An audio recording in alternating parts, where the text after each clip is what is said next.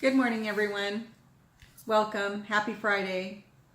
First off, I'm doing great and I hope you are too, but I hope you'll take a moment today to say a little prayer for those folks in the Carolinas who are going through Hurricane Florence, that they won't have to endure and suffer too much through that storm, and that they will find the help they need.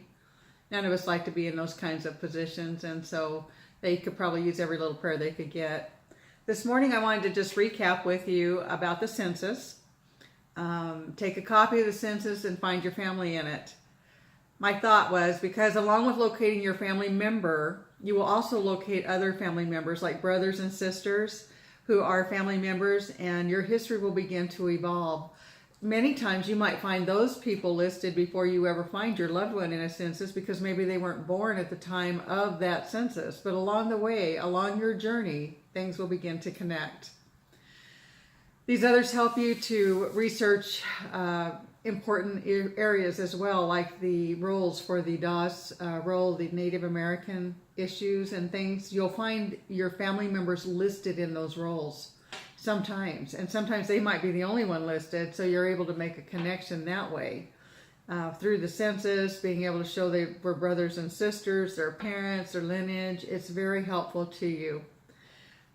Today I wanted to talk about my great aunt Ozella. Remember I told you my great grandpa Sam walked out of his house one time in 1917 and was never seen again. My grandmother had to wait 7 years to go to probate to have him legally declared dead, so that she could go back and receive some benefit that he had left with the native manager from the logging camp that he was at, and receive some money that he had left for her. He couldn't claim that money until she could legally say that he had been missing for 7 years. Anyways, my great grandpa had a sister named Ozella and a brother named Hampton, and he went by Hampy. He went on to have a pretty decent life, but it's Ozella that touched my heart a lot too, because Ozella was apparently born deaf.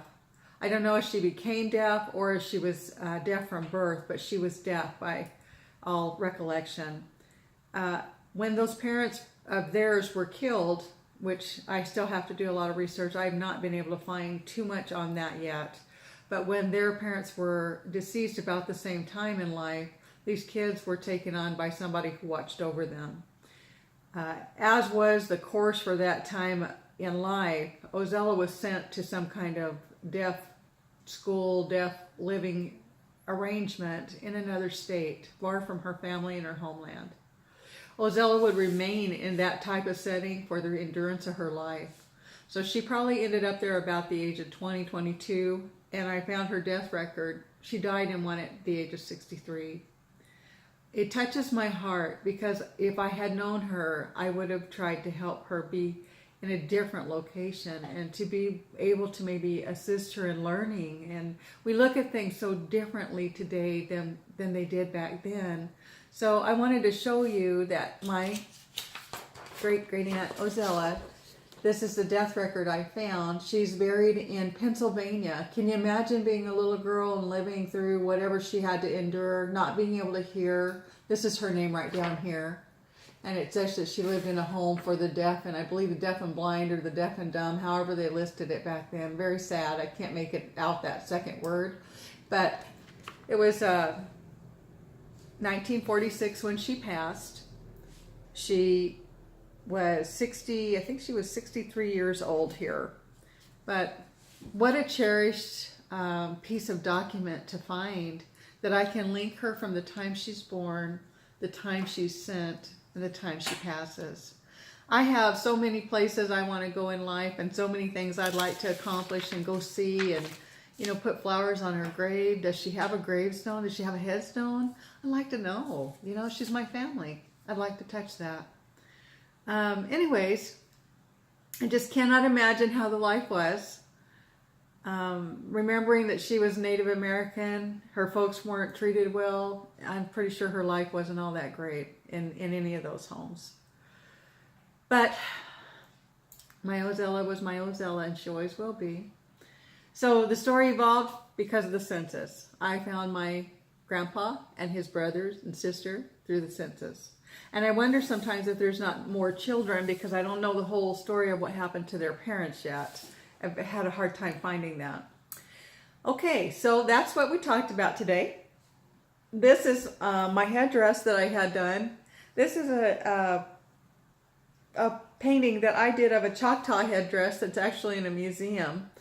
Of course, your paintings are always going to be how you perceive something, the life you breathe back into something that you see. It has the elements of that headdress, but it has it through my eyes. And I like it. I think it came out pretty. I used a lot of what I could in their senses of color and to make it come to life again, because in the picture it's a beautiful headdress, but it's many, many, many years old. So I hope you enjoy it. I like it. And I just encourage you to not let anything stop you from finding your folks and doing your things you love to do in life. It's important. In summary, keep copies, write down the relatives or the folks that you find on a census report, because they'll probably become important along the way for you. Remember, happy's a choice. You know, a lot of people going through a lot of miserable things and they still find out how to smile. Watch over your family and your children, protect them. There's a lot of bad people out there these days that would cause families harm and break them up if they can. Separate them. We don't want that. Got 18 beautiful grandbabies, 6 kids between the two of us. Love them all, and know you feel the same about your family as we do about ours. So remember, your blood calls you. Go find it. Native by Heart Art. Have an awesome day. Talk to you again.